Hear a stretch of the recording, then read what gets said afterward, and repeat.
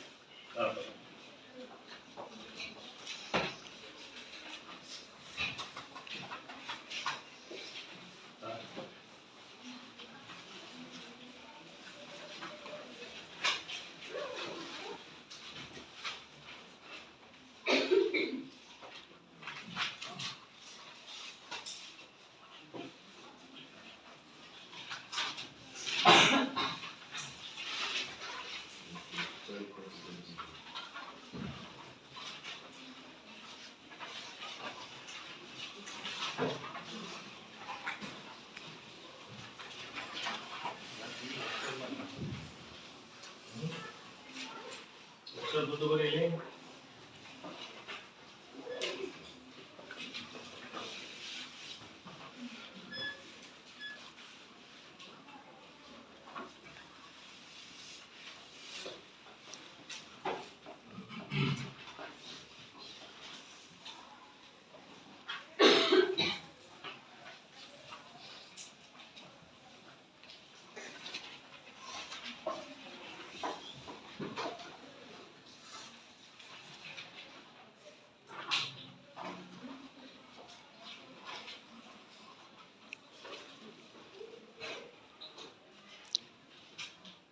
ಈ ಕಡೆ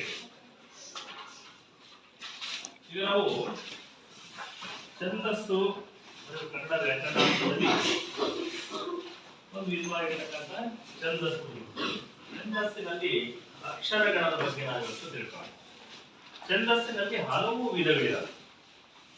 ಹಾಗಾದ್ರೆ ಛಂದಸ್ಸು ಅಂತಂದ್ರೆ ಛದ್ ಮತ್ತು ಚಂದ್ ಎಂಬ ಎರಡು ಧಾತುಗಳಿಂದ ಆದಂತಹ ಒಂದು ಪದವೇ ಛಂದಸ್ಸು.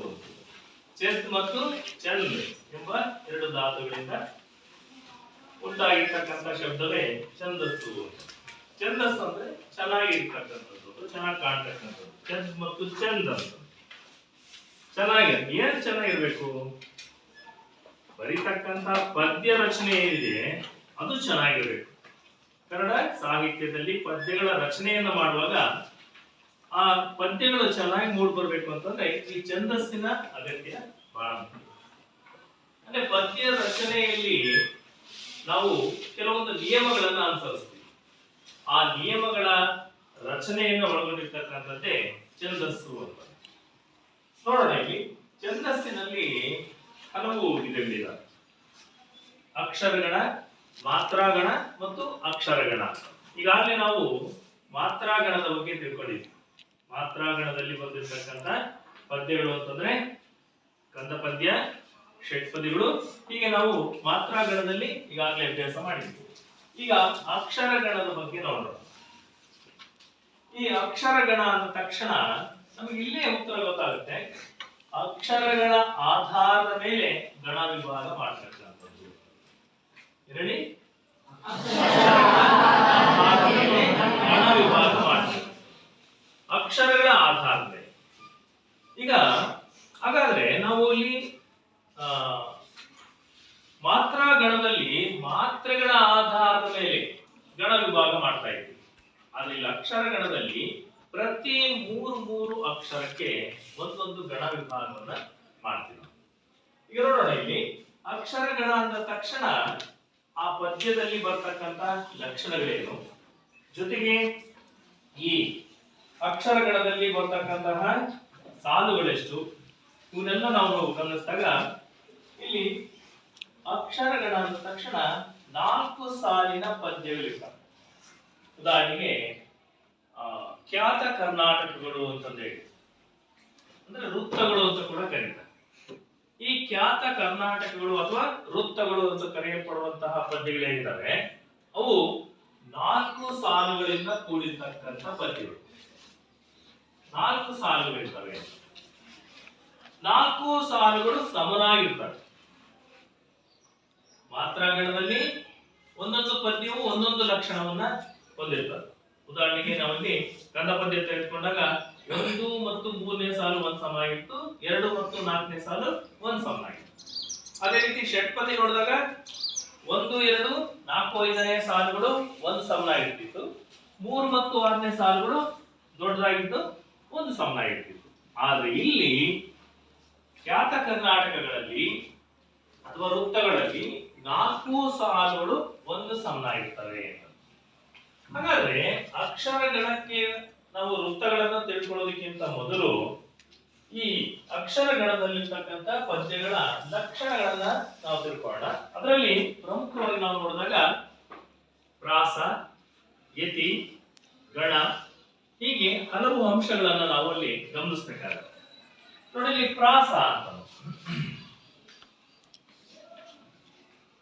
ಪದ್ಯದಲ್ಲಿ ಪ್ರಾಸಗಳು ಬಹಳ ಮುಖ್ಯ. ಪ್ರಾಸವಿಲ್ಲದ ಪದವ ತಾಸು ಹಾಡಿದರೆ, ಸಾಸಿವೆ ಎಣ್ಣೆ ಹದ ಮಾಡಿ ಕಿವಿಯವರು ಸೂಸಿಕೊಂಡಂತೆ ಸರ್ವಜ್ಞ ಅಂತ ಹೇಳ್ತಾರೆ.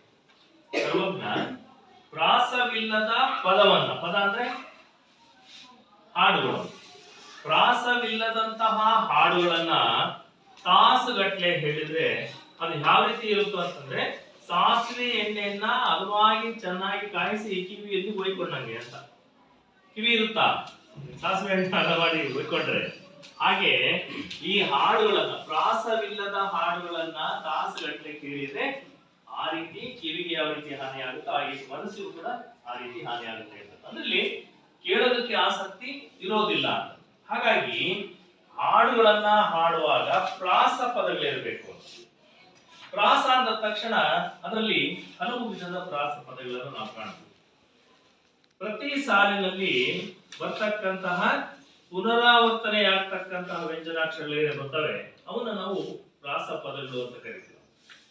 ಉದಾಹರಣೆಗೆ ಆದಿಪ್ರಾಸ, ಮಧ್ಯಪ್ರಾಸ, ಅಂತ್ಯಪ್ರಾಸ ಅಂತೇಳಿ 3 ವಿಧದ ಪ್ರಾಸವನ್ನು ನಾವಿಲ್ಲಿ ಕಾಣಬಹುದು ಪದ್ಯದಲ್ಲಿ. ಹಾಗೆ ಪ್ರಾಸ ಆದ್ಮೇಲೆ ಯತಿ ಅಂತಂದೇಳಿ ಇನ್ನೊಂದು ಪದ ಇದ್ರಲ್ಲಿ ಯತಿ ಅಂತಂದೇಳಿ.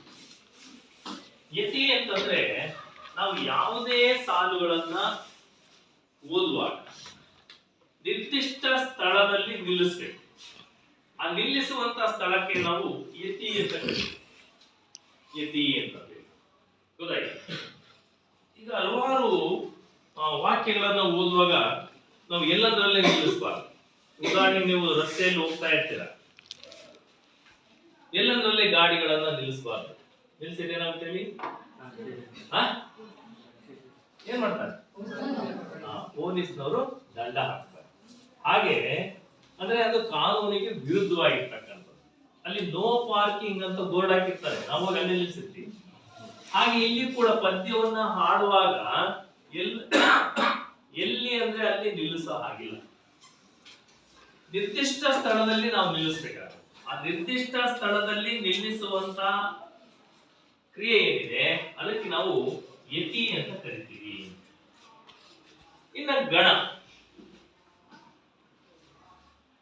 ಅಂತಂದ್ರೆ ಏನು? ಗುಂಪು ಅಂತ. ಗಣ ಅಂದ್ರೆ ಗುಂಪು ಅಂತ. ಇಲ್ಲಿ ಅಕ್ಷರಗಳ ಗಣ, ಅಲ್ಲಿ ಮಾತ್ರ ಗಣ ಇತ್ತು, ಇಲ್ಲಿ ಅಕ್ಷರಗಳ ಗಣ. ಅಕ್ಷರ ಗಣ ಅಂದ ತಕ್ಷಣ ಮೂರು ಅಕ್ಷರಗಳಿಗೆ ಒಂದೊಂದು ಗಣವನ್ನ ವಿಭಾಗ ಮಾಡ್ತಾರೆ. ಮೂರು ಅಕ್ಷರ ಗೊತ್ತಾಯ್ತು. ಖ್ಯಾತ ಕರ್ನಾಟಕಗಳಲ್ಲಿ ಅಥವಾ ಖ್ಯಾತ ಕರ್ನಾಟಕ ಅಥವಾ ವೃತ್ತ ಪದ್ಯಗಳಲ್ಲಿ 3 ಅಕ್ಷರಕ್ಕೆ ಒಂದೊಂದು ಗಣ ವಿಭಾಗನ ಮಾಡ್ತೀವಿ ನಾವು. ನೋಡಿ ಇಲ್ಲಿ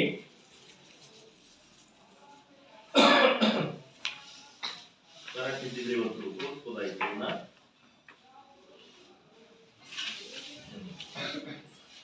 3 ಅಕ್ಷರಕ್ಕೆ ಒಂದೊಂದು ಗಣ ವಿಭಾಗವನ್ನ ಮಾಡ್ತೀವಿ ನಾವು. ಅದೇ ರೀತಿ ಈ ಅಕ್ಷರ ಗಣದಲ್ಲಿ ನಾವು ಖ್ಯಾತ ಕರ್ನಾಟಕಗಳು ಅಂತೇಳಿ 6 ವಿಧದ ಖ್ಯಾತ ಕರ್ನಾಟಕಗಳನ್ನ ನಾವು ಕಾಣ್ತೀವಿ. ಅದರಲ್ಲಿ ಇವತ್ತು ಅವುಗಳ ಲಕ್ಷಣ ಮತ್ತೆ ಖ್ಯಾತ ಕರ್ನಾಟಕಗಳನ್ನ ಗಣ ವಿಭಾಗ ಮಾಡಿ ಅದನ್ನ ಪ್ರಸ್ತಾರ ಹಾಕುವಾಗ ಗಮನಿಸಬೇಕಾಗಿರ್ತಕ್ಕಂಥ ಅಂಶಗಳ ಬಗ್ಗೆ ನಾವು ತಿಳ್ಕೊಳ್ಳೋಣ. ನೋಡಿ, ಅಕ್ಷರ ಗಣ ಅಂತ ಹೇಳಿದ್ರೆ ಅಕ್ಷರ ಗಣದಲ್ಲಿ ಒಟ್ಟು 8 ಬಗೆಯ ಅಕ್ಷರಗಳಿವೆ. 8 ಬಗೆಯ ಅಕ್ಷರಗಳಿವೆ. ಆ 8 ಬಗೆಯ ಅಕ್ಷರಗಳನ್ನ ನಾವು ಗುರ್ತಿಸೋದಕ್ಕೆ ಒಂದು ಸರಳವಾಗಿರ್ತಕ್ಕಂಥ ಸೂತ್ರ ಇದೆ. ಅದೇ ಯಮತಾರಾಜ ಬಾನಸಲಗಂ.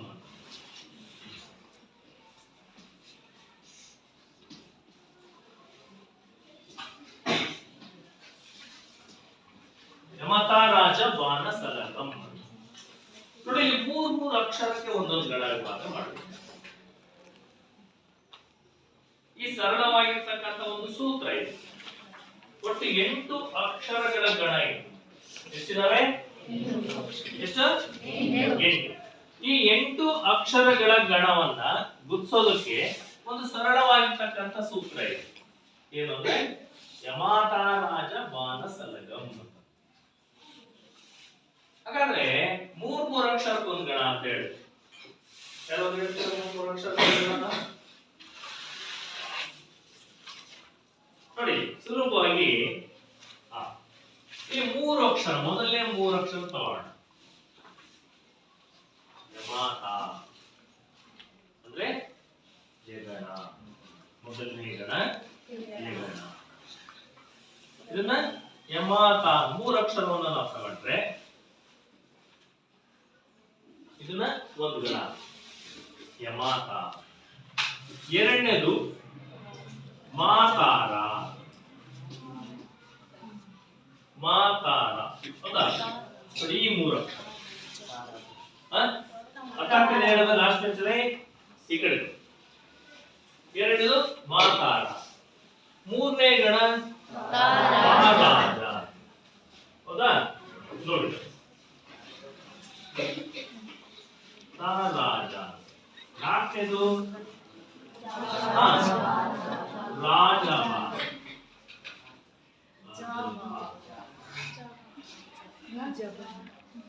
ಹೌದಾ? ನೆಕ್ಸ್ಟ್ ಒಂದು 5ನೇದು ಜಬಾನ. ಜಬಾನ. 6ನೇದು ಬಾನಸ. ಬಾನಸ. 7ನೇದು ನಸಲ. ನಸಲ. ಎಂಟನೇದು ಸಲಗ. ಸಲಗಂ. ನೋಡಿ, ಈ 8 ಅಕ್ಷರಗಳ ಗಣವನ್ನ ನೆನಪಿಟ್ಕೊಳ್ಳೋದಕ್ಕೆ ಈ ಸರಳವಾಗಿರ್ತಕ್ಕಂಥ ಸೂತ್ರವನ್ನು ನೆನಪಿಟ್ಕೊಳ್ಳಿ. ಏನದು? ಮಾತಾರಾಜ ಬಾಣ. ನೋಡಿ, ತಪ್ಪು ಹೇಳ್ಬಾರ್ದು. ನೇರವಾಗಿ ಏನ್ ಮಾಡ್ತಿದ್ರೆ ಇದನ್ನ ಯಮಕರಾಜ ಬಾಣ ಸಲಗಂ ಅಂದ್ಬಿಡ್ತೇವೆ. ಅದು ದೀರ್ಘ ಬರಬೇಕು, ದೀರ್ಘ ಸ್ವರ ಬರ್ಬೇಕಲ್ಲಿ. ನೀವೇನಾದ್ರು ರಸ್ತ ಸ್ವರವನ್ನು ಸೇರಿಸಿದ್ರೆ ತಪ್ಪಾಗುತ್ತೆ. ಯಮಾತಾರಾಜ ಬಾಣ ಸಲಗಂ. ನೋಡೋಣ, ಇಲ್ಲಿ ಈ ಅಕ್ಷರಗಳಿಗೆ ನಾವು ಪ್ರಸ್ತಾರವನ್ನ ಹಾಕಿದಾಗ ಈ 8 ಅಕ್ಷರಗಳ ಗಣ 8 ವಿಧದಲ್ಲಿ ಇರ್ತದೆ. ನೆನ್ಪಿಟ್ಕೊಳ್ಬೇಕು. ಲಘು, ಗುರು, ಗುರು, ಗುರು,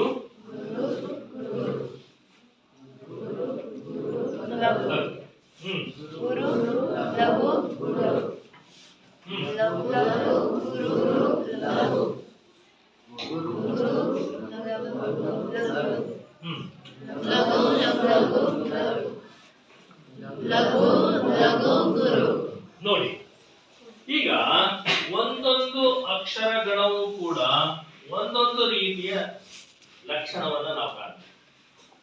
ಇಲ್ಲಿ ನೋಡಿ, ಒಂದು ಗಣ ಇದ್ದ ಹಾಗೆ ಇನ್ನೊಂದು ಗಣ ಇದೆ. 8 ಅಕ್ಷರಗಳ ಗಣವು 8 ರೀತಿಯಲ್ಲಿ ಇದ್ದಾವೆ.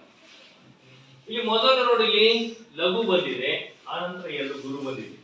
ಇದೇ ತರ ಲಕ್ಷಣ ಯಾವ್ದಾದ್ರು ಗಣದಲ್ಲಿ ಇದೆಯಾ ನೋಡಿ? ಇದೆಯಾ? ಇಲ್ಲ. ಅಂದ್ರೆ ಮೊದಲು ಲಘು ಬಂದು 2 ಗುರು ಬಂದ್ರೆ ಅದು ಯಗಣ. 3 ಗುರು ಬಂದ್ರೆ ನೋಡಿ, ಗುರು ಗುರು ಗುರು. 3 ಗುರು ಬಂದ್ರೆ ಅದು ಮಗಣ. ಇದೇ ತರ ಯಾವ್ದಾದ್ರು ಬೇರೆ ಇನ್ನೊಂದು ಗಣ ಇದೆಯಾ ನೋಡಿ? 3 ಗುರು ಇರ್ತಕ್ಕಂಥದ್ದು ಇದೆಯಾ? ಇಲ್ಲ. ಅದೇ ರೀತಿ 2 ಗುರು 1 ಲಘು ಬಂದ್ರೆ ಅದನ್ನ ತಗಣ ಅಂತ ಕರಿತೀವಿ. ಇದೇ ತರ ಇದೆ ಇನ್ನೊಂದು ಯಾವ್ದಾದ್ರು? ಇಲ್ಲ. ಹಾಗಾಗಿ ಇಲ್ಲಿ ನೋಡಿ, 1 ಲಘು, ಸಾರಿ 1 ಗುರು, 1 ಲಘು, 1 ಗುರು. ಇದೇ ತರ ಇದೆಯಾ? ಇಲ್ಲ, ಯಾವ ಇಲ್ಲ. ನೋಡಿ, ಆಗ ಇದನ್ನ ನಾವು ರಗಣ ಅಂತ ಕರಿತೀವಿ. ಅದೇ ರೀತಿ ನೋಡಿ, 1 ಲಘು, ಮಧ್ಯದಲ್ಲಿ ಗುರು, ಕೊನೆಯಲ್ಲಿ ಮತ್ತೆ ಲಘು ಇದೆ. ಇದನ್ನ ನಾವು ಜಗಣ ಅಂತ ಕರಿತೀವಿ. ಮೊದಲಲ್ಲಿ ಗುರು ಇದೆ, 2 ಲಘು ಇದೆ, ಇದು ನಾವು ಭಗಣ ಅಂತ ಕರಿತೀವಿ. 3 ಲಘುಗಳಿದಾವೆ, ಇದು ನಗಣ. 2 ಲಘು 1 ಗುರು ಬಂದಿದೆ, ಇದನ್ನ ಸಗಣ ಅಂತ ಕರಿತೀವಿ. ಗೊತ್ತಾಯ್ತಾ? ನೋಡಿ, ಈ 8 ಅಕ್ಷರಗಳ ಗಣವನ್ನ ನೆನಪಿನಲ್ಲಿಟ್ಕೊಳ್ಳೋದಕ್ಕೆ ಮತ್ತೊಂದು ಸರಳ ಸೂತ್ರ ಇದೆ. ಮತ್ತೊಂದು ಸರಳ ಸೂತ್ರ ಇದೆ. ಅದು ಯಾವುದು ಅಂತಂದ್ರೆ ನೋಡಿ,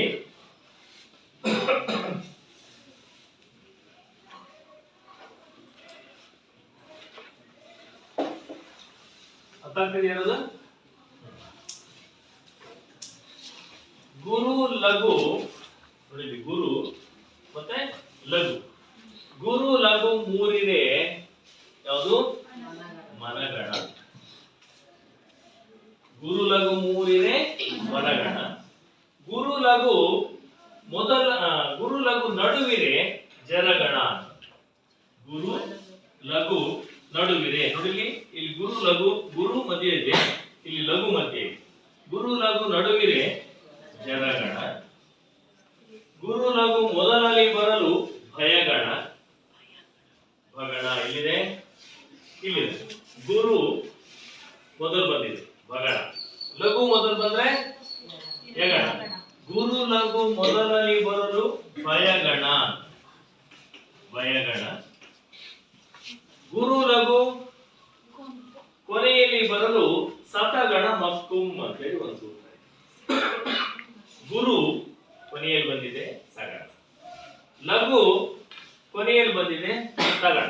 ಗುರು ಲಘು ಕೊನೆಯಲ್ಲಿ ಬರಲು ಸತಗಣ ಮಕ್ಕುಂ ಅಂತ ಹೇಳಿ ಒಂದು ಸೂತ್ರ ಇದೆ. ಇದು ನೆನಪಿಟ್ಕೊಂಡ್ರೆ 8 ಅಕ್ಷರಗಳ ಗಣದ ಲಕ್ಷಣವನ್ನ ನೀವು ಸುಲಭವಾಗಿ ಗುರುತಿಸಬಹುದು. ಬರ್ಕೊಳ್ತಿರಲ್ಲ ಬೇಗ?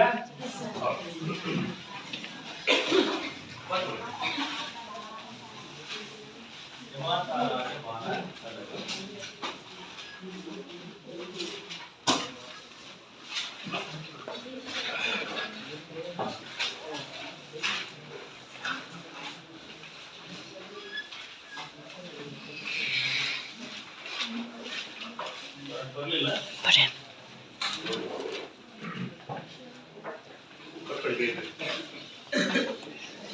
ಛಂದಸ್ಸು ಅಕ್ಷರಗಣ.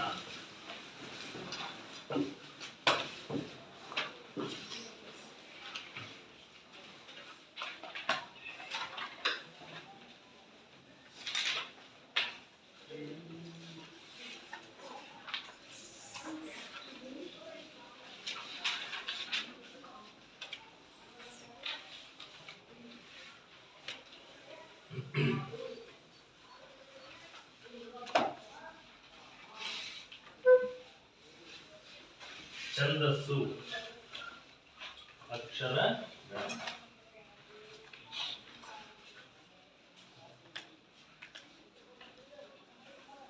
ಬರ್ಕೊಳ್ಬೇಕು.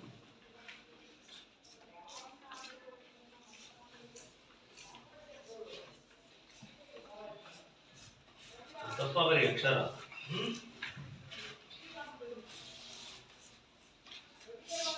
ಒಂದು ಲೈನ್ ಬಿಟ್ಟು ಲೈನ್ ಬರ್ತು, ಪ್ರಸ್ತಾರ ಇಲ್ಲ, ಜಾಗ ಇಲ್ಲ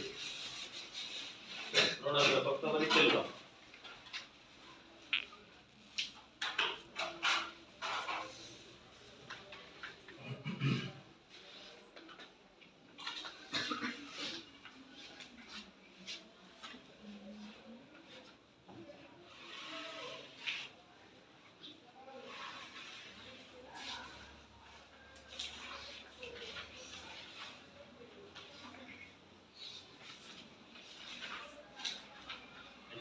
ಯಮತಾರಾಜ ಮಾನಸಲಗಂ.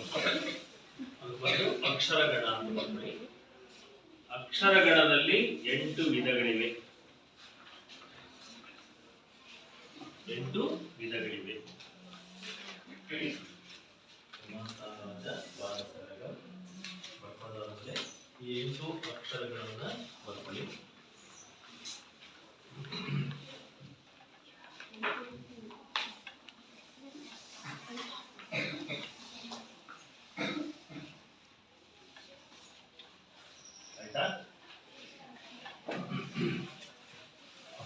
ಆದ್ಮೇಲೆ ಈ ಒಂದು ಸರಳವಾಗಿರ್ತಕ್ಕಂಥ ಸೂತ್ರವನ್ನು ನೋಡಿ. ಈ 8 ಅಕ್ಷರ ಗಣವನ್ನ ನೆನಪಿಟ್ಕೊಳ್ಳೋದಕ್ಕೆ ಒಂದು ಸರಳವಾಗಿರ್ತಕ್ಕಂಥ ಸೂತ್ರ ನೋಡಿ. ಗುರು ಲಘು ಮೂರಿರೆ ಮನಗಣ. ಗುರು ಲಘು ಮೂರಿರೆ ಮನಗಣ. ಅರ್ಥ ಮಾಡ್ಕೊಂಡು ಬರ್ಕೊಳ್ಳಿ. ಗುರು ಲಘು ಮೂರಿದೆ ಮನಗಣ. ಗುರು ಲಘು ಮೂರಿದೆ ಮನಗಣ.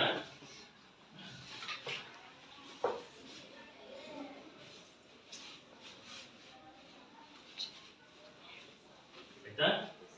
ಗುರು ಲಘು ಮೊದಲಲ್ಲಿ ಬರಲು ಭಯಗಣ. ಗುರು ಲಘು ಮೊದಲಲ್ಲಿ ಬರಲು ಭಯಗಣ. ಗುರು ಮೊದಲಲ್ಲಿ ಬಂದ್ರೆ ಬಗಣ, ಲಘು ಮೊದಲಲ್ಲಿ ಬಂದ್ರೆ ಯಗಣ. ಗುರು ಲಘು ಮೊದಲಲ್ಲಿ ಬರಲು ಭಯಗಣ ಮೆಂಬರ್. ಭಯಗಣ ಮೆಂಬರ್. ಗುರು ಲಘು ನಡುವಿರೆ ಜರಗಣ. ಗುರು ಲಘು ನಡುವಿರೆ ಜರಗಣ. ಗುರು ನಡುವೆ ಬಂದ್ರೆ ಜಗಣ, ಲಘು ನಡುವೆ ಬಂದ್ರೆ ರಗಣ. ಗುರು ಲಘು ನಡುವಿರೆ ಜರಗಣ.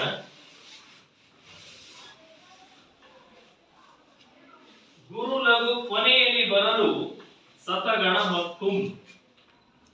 ಗುರು ಲಘು ಕೊನೆಯಲ್ಲಿ ಬರಲು ಸತಗಣ ಮಕ್ಕುಂ ಅಂತೇಳಿ ಇದೊಂದು ಸೂತ್ರ. ಇದು ಆ ಸೂತ್ರವನ್ನ ನೆನಪಲ್ಲಿ ಇಟ್ಕೊಂಡು ನೀವು ಅಕ್ಷರಗಣವನ್ನ ಗುರುತಿಸ್ತೀವಿ. ಅರ್ಥ ಆಗುತ್ತಲ್ಲ? ಅರ್ಸನ ಇದನ್ನ ಈಗ ಖ್ಯಾತ ಕರ್ನಾಟಕದ ಬಗ್ಗೆ ನೋಡೋಣ.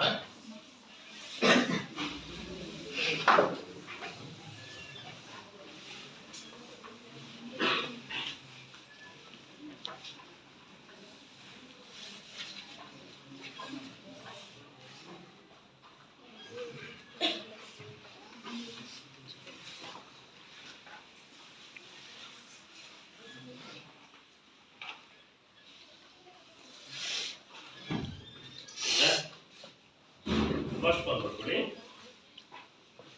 ಉತ್ಪಲಮಾಲ ವೃತ್ತ. ಒಂದು ನಿಮಿಷ. ಖ್ಯಾತ ಕರ್ನಾಟಕಗಳು ಅಥವಾ ವೃತ್ತಗಳು.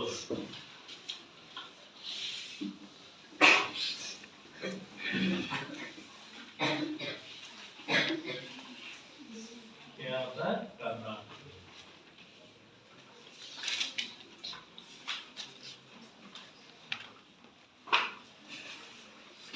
ಅಥವಾ ವೃತ್ತಗಳು. ಖ್ಯಾತ ಕರ್ನಾಟಕಗಳು ಅಥವಾ ವೃತ್ತಗಳು.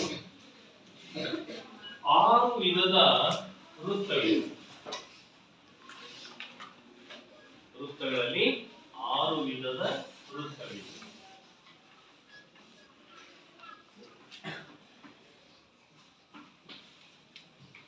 ಖ್ಯಾತ ಕರ್ನಾಟಕ ವೃತ್ತಗಳು ಅಂತ ಕರೀತಾರೆ.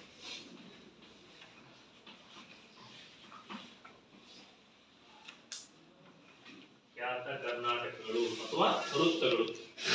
ವೃತ್ತಗಳಲ್ಲಿ 6 ವಿಧಗಳು. ಒಂದೊಂದಾಗಿ. ಮೊದಲನೇದು ಉತ್ಪಲಮಾಲ ವೃತ್ತ.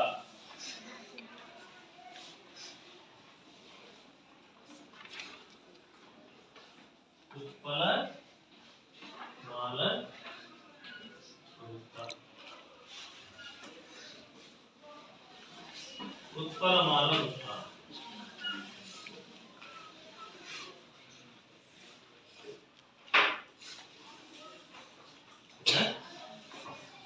ಒಂದು ಉದಾಹರಣೆ ನೋಡೋಣ ಇಲ್ಲಿ. ಉತ್ಪಲಮಾಲ ವೃತ್ತಕ್ಕೊಂದು ಉದಾಹರಣೆ. ನಿಮ್ಮ ಕನ್ನಡ ಟೆಕ್ಸ್ಟ್ ಬುಕ್ ಅಲ್ಲಿ ನೋಡಿದ್ರೆ ಒಂದು ಪದ್ಯ ಇದೆ ನಿಮ್ಮಲ್ಲಿ.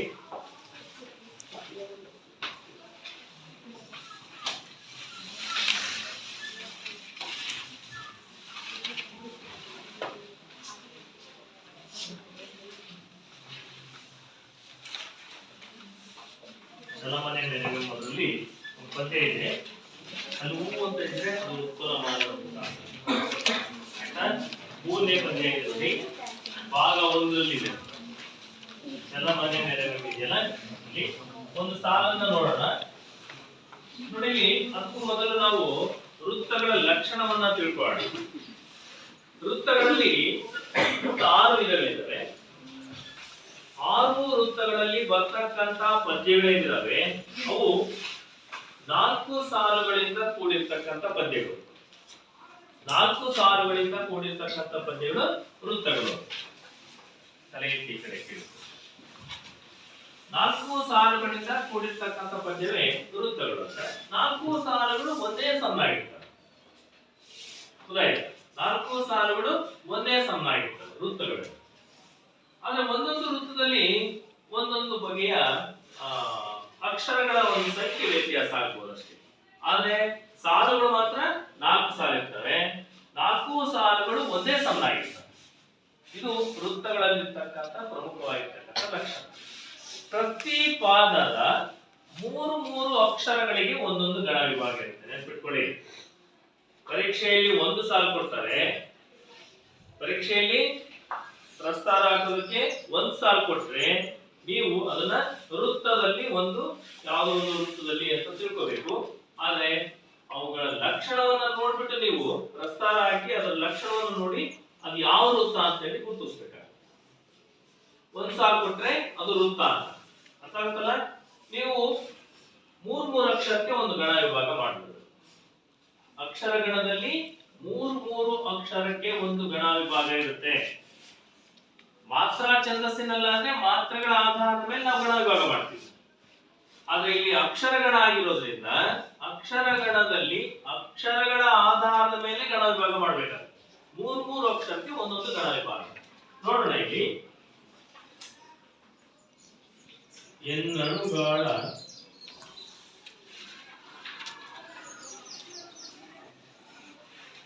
ಬರ್ಕೊಳ್ಳಿ ಪದ್ಯ. ಎನ್ನಣುಗಾಳ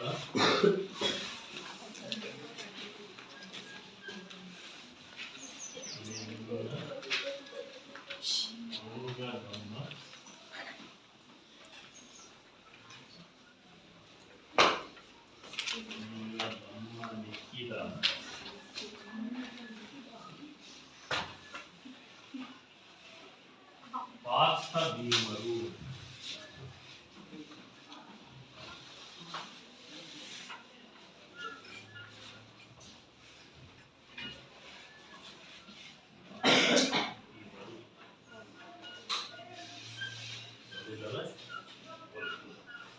ಪಾರ್ಥ ಭೀಮರು ನೋಡಿ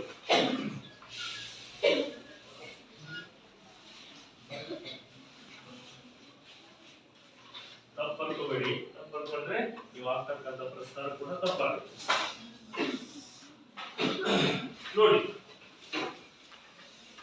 ನಾವು ಈ ರೀತಿ ಒಂದ್ ಸಾಲ್ ಕೊಟ್ರೆ, ಪರೀಕ್ಷೆಯಲ್ಲಿ ಏನಾದ್ರು ಈ ರೀತಿ ಒಂದ್ ಸಾಲ್ ಕೊಟ್ರೆ ನೀವು ಮೊದಲು ಮಾಡಬೇಕಾಗಿರ್ತಕ್ಕಂಥದ್ದು ಮೂರು ಅಕ್ಷರಕ್ಕೆ ಒಂದು ಗಣ ವಿಭಾಗ ಮಾಡಬೇಕು.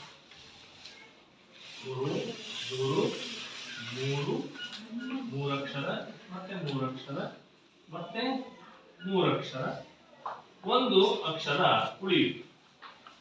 ಹೌದಾ? ಒಂದು ಅಕ್ಷರ ಹೊರಗಡೆ ಉಳಿಯುತ್ತೆ.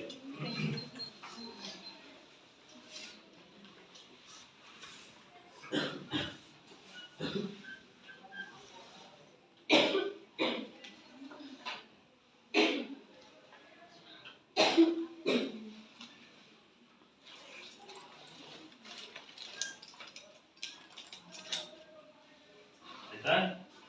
ಪದ್ಯ ಬರ್ಕೊಂಡ್ರ?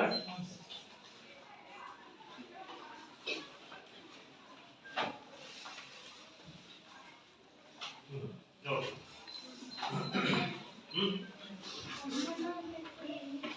ಇನ್ನೊಂದು ಅಕ್ಷರ ಬಿಟ್ಟೋಗಿದೆಯಲ್ಲ, ಹುಡ್ತಾ ಇದ್ದೀನಿ. ಒಂದು ಅಕ್ಷರ ಇಲ್ಲೋ ಅಲ್ಲಿ ಒಂದು ಗುರು ಬರ್ಬೇಕಾಗಿದೆ. ಎರಡು ಅಕ್ಷರ ಉಳಿಬೇಕಾಗಿತ್ತು.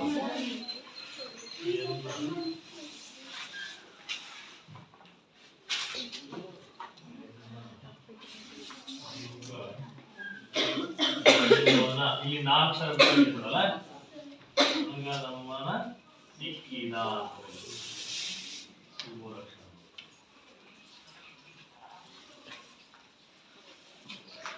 ಪಾರ್ಥ ಭೀಮರು. ಹೌದಾ? ಪಾರ್ಥ ಭೀಮರು. ಈಗ ಸರಿ.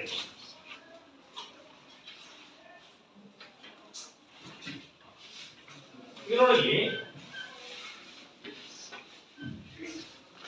ನಾವು ಈ ರೀತಿ ಮೂರು ಅಕ್ಷರಕ್ಕೆ ಒಂದು ಗಣ ವಿಭಾಗ ಮಾಡಿದಾಗ ಕೊನೆಯಲ್ಲಿ ಎರಡು ಅಕ್ಷರ ಉಳಿಯುತ್ತೆ. ಆಯ್ತಾ? ಕೊನೆಯಲ್ಲಿ ಅಕ್ಷರ ಉಳಿಬಹುದು ಅಥವಾ ಉಳಿದಲೇ ಇರಬಹುದು. ಆದ್ರೆ ಉತ್ಪನ್ನಮಾಲ ವೃತ್ತದಲ್ಲಿ ಎರಡು ಅಕ್ಷರ ಉಳಿಯುತ್ತೆ. ನೋಡೋಣ ಇಲ್ಲಿ ನಮಗೆ ಪ್ರಸ್ತಾರ ಹಾಕಿದಾಗ ಒತ್ತಕ್ಷರದ ಹಿಂದಿನ ಅಕ್ಷರ ಏನಾಗುತ್ತೆ? ಗುರು. ಮತ್ತೆ ಲಘು. ಲಘು ಹೇಳಿ.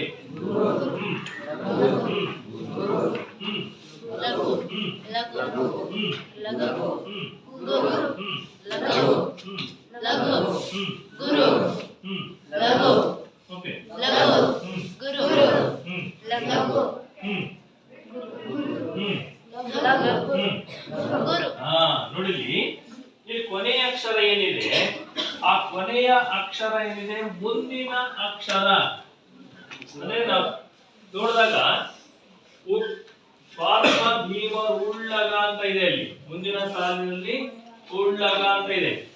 ರೈತಾ? ಹಾಗಾಗಿ ಇಲ್ಲಿ ಲಾ ಒತ್ತಕ್ಷರ ಇದೆ. ಹಾಗಾಗಿ ಒತ್ತಕ್ಷರದ ಹಿಂದಿನ ಅಕ್ಷರ ಏನಾಗುತ್ತೆ? ಗುರು ಆಗುತ್ತೆ. ಹಾಗಾಗಿ ನಮಗೆ ಒಂದ್ ಸಾಲು ಕೊಟ್ಟಾಗ ಈ ರೀತಿ ಸಮಸ್ಯೆ ಆಗ್ಬೋದು. ನೀವು ಅದನ್ನ ಮೊದಲು ಗುರುತಿಸ್ಬೇಕಾದ್ರೆ ಮೊದಲು ಈ ಪ್ರಸ್ತಾರ ಹಾಕಿದಾಗ ಅದು ಗಮನ ಇಟ್ಟು ನೋಡ್ಕೋಬೇಕು. ಅದನ್ನ ಲಕ್ಷಣವನ್ನು ನೀವು ಗಮನಿಸಬೇಕು. ನೋಡಿಲಿ, ಎನ್ನಡುಗಾಳ ನೆನ್ನಡುಗ ನಮ್ಮ ನಮ್ಮನ ಇಕ್ಕಿದ ಪಾರ್ಥ ಭೀಮರು ಅಂತ ಇದೆ. ಪಾರ್ಥ ಭೀಮರುಳ್ಳ ಮುಂದೆ ಪದ್ಯ ಬರುತ್ತೆ ಸಾಲುಗಳು. ನಾವಿದು ಆಗಿರ್ತಕ್ಕಂಥ ಪ್ರಸ್ತಾರ ಸರಿಯೋ ತಪ್ಪು ನೋಡ್ಬೇಕಾದ್ರೆ ಒಂದು ಸೂತ್ರ ಇದೆ.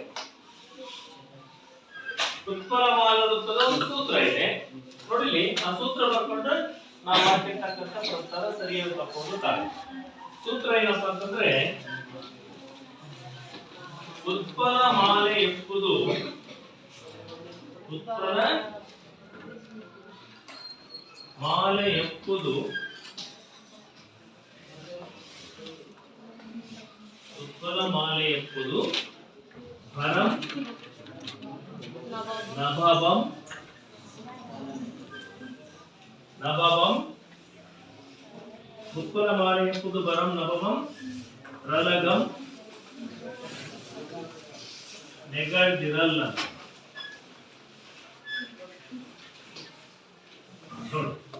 ಇದು ಸೂತ್ರ ಇದೆ ಹೌದಾ. ಈಗ ಇದನ್ನು ಕೂಡ ನಾವು ಮೂರ್ ಅಕ್ಷರಕ್ಕೆ ಒಂದೊಂದು ಗಣ ವಿಭಾಗ ಮಾಡೋಣ.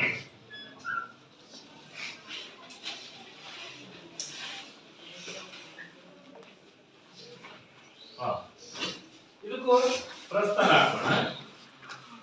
ಗುರು ಲಘು ಲಘು ಗುರು ಲಘು ಗುರು ಲಘು ಲಘು ಲಘು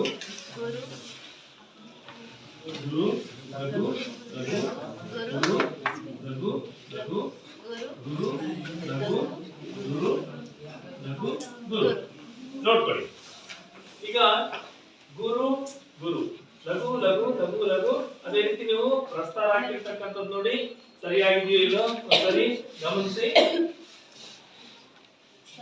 ಸರಿ ಇದೆಯಲ್ಲ. ಈಗ ನೋಡೋಣ. ಆಗ್ಲೇ ನಾನು ಒಂದು 8 ಅಕ್ಷರಗಣದ ಸೂತ್ರವನ್ನು ಹೇಳಿದ್ದೆ. ಗುರು ಲಘು ಮೊದಲಲ್ಲಿ ಬರಲು ಬಯಗಣ, ಗುರು ಲಘು 3 ಇದೆ, ಮನಗಣ, ಗುರು ಲಘು ನಡುವಿದೆ, ಜರಗಣ, ಗುರು ಲಘು ಕೊನೆಯಲ್ಲಿ ಬರಲು ಮತ್ತೊಮ್ಮೆ. ಹೌದಾ. ನೋಡೋಣ ಇಲ್ಲಿ ನೋಡಿ. ಉತ್ಪಲ ಮಾಲೆ ಎಪ್ಪುದು ಅದೇ ಉತ್ಪಲ ಮಾಲ ವೃತ್ತದಲ್ಲಿ ಯಾವ ಯಾವ ಗಣ ಬರ್ತವೆ ಅಂತಂದ್ರೆ ಭಗಣ, ರಗಣ, ನಗಣ, ಭಗಣ, ಭಗಣ, ರಗಣ, ಒಂದು ಲಘು ಒಂದು ಗುರು ಬರುತ್ತೆ. ಹೌದಾ. ಹಾಗಾದ್ರೆ ಮೊದಲನೇ ಯಾವುದು ಗುರು ಲಘು ಮೊದಲಲ್ಲಿ ಬರಲು ವಯಗಣ ಅಂದ್ರೆ ಯಾವ್ದು ಭಗಣ. ಗುರು ಲಘು ನಡುವಿದೆ ಜರಗಣ ಅಂದ್ರೆ ಇಲ್ಲಿ ನಡುವೆ ಲಘು ಬಂದಿರೋದ್ರಿಂದ ಇದು ರಗಣ. ಗುರು ಲಘು 3 ಇದೆ ಮನಗಣ ಅಂದ್ರೆ ಇದು ನಗಣ. ಗುರು ಲಘು ಮೊದಲಲ್ಲಿ ಬರಲು ವಯಗಣ. ಹೌದಾ. ಇದು ಭಗಣ, ಇದು ನಡುವೆ ಜರಗಣ ರಗಣ, ಒಂದು ಲಘು ಒಂದು ಗುರು. ನೋಡಿ ಭರಂ ನಭವಂ ರಲಗಂ ಇದೆ. ಭರಂ ನಭವಂ ರಲಗಂ. ಈ ಭ ಅಂದ್ರೆ ಭಗಣ, ರಗಣ, ನಗಣ, ಭಗಣ, ಭಗಣ, ರಗಣ, ಲಘು ಮತ್ತೆ ಗುರು ಎಂಬ ಅಕ್ಷರಗಳ ಗಣವನ್ನ ಹೊಂದಿರತಕ್ಕಂಥ ವೃತ್ತವೇ ಉತ್ಪಲ ಮಾಲ ವೃತ್ತ. ಅರ್ಥ ಆಗ್ತಿದ್ಯಾ?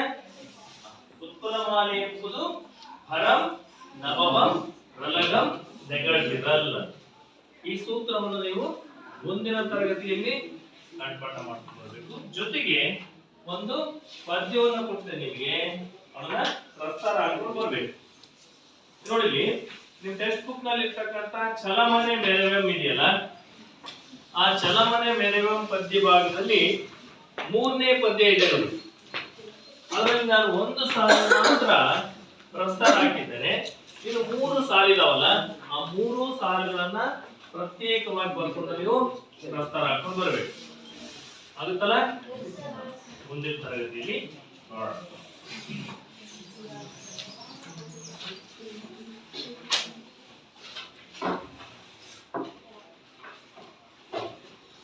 ಚಟುವಟಿಕೆ ಬ್ಯಾಲೆನ್ಸ್ ಇದಾವ, ಬ್ಯಾಲೆನ್ಸ್ ಇರ್ತಕ್ಕಂಥವ್ರು ಇವತ್ತು ಸಂಜೆ ಒಳಗೆ ಕೊಡ್ಬೇಕು.